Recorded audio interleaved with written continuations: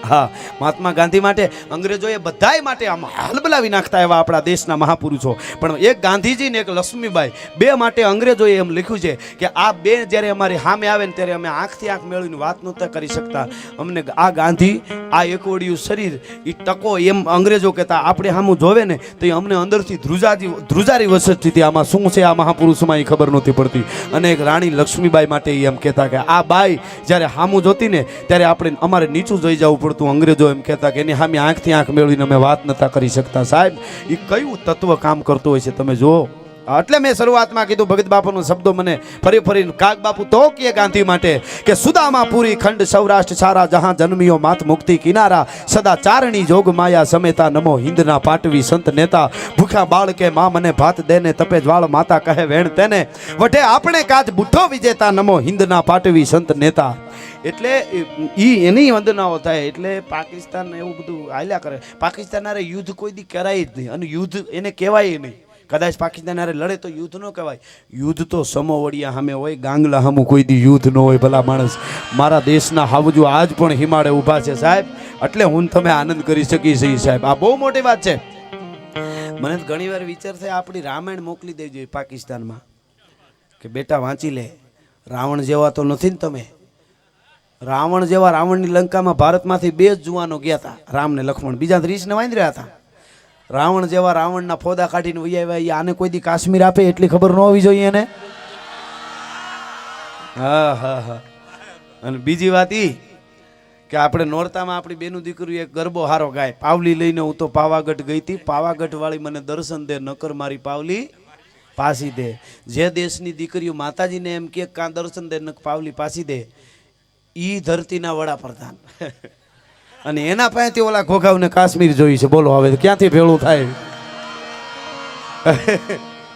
એટલે હા, બહુ અઘરું છે. પણ ખેર, આ તો બધું પણ એક તો વાઇબ્રેશનો આપણે વીરતાના રાખવા જોઈએ ને. આપણે અહીંથી પડકારો કરી તો કોઈ પણ સારું કામ આમાંથી કરે ને, અમને આપણે બિરદાવીને તો એને બીજી વાર આવું કામ કરવાનું મન થાય. બાકી વાતો કરવા વાળા તો બધું કરે જ, એ તો મેં કીધું એમ આવતું જ હોય. પણ એમાં એની હારે જોડાઈ જવું એ બહુ મોટી વાત છે સાહેબ. અઘરું છે થોડું. કોઈ પણ સારું કામ મેં કીધું એમ અઘરું પડે. પણ જેટલા અહીંયા બેઠા છે ઊંચા હાથ કરીને મારી હારે હર હર કરજો. એટલે દાદા સોમનાથ સુધી નાદ ભૂગે અને પાકિસ્તાન સુધી પડકારો ભૂગે. એટલે देखो मुल्क मराठों का ये जहां शिवाजी डोला था, मुगलों की ताकत को जिसने तलवारों से तोला था, हर पर्वत पर आग लगी थी, हर पत्थर एक शोला था, बोली हर हर महादेव, बोली हर हर हर हर हर हर हर हर हर हर हर हर हर हर તમને ખમા ખમા बोली हर हर महादेव की बच्चा बच्चा बोला था, जहाँ शिवाजी ने रखी थी लाज हमारी शान की, इस मिट्टी से तिलक रोजे धरती है बलिदान की. वंदे मातरम, वंदे मातरम, वंदे मातरम. आओ बच्चों तुम्हें दिखाएं जाकी हिंदुस्तान की, इस मिट्टी से तिलक रोजे धरती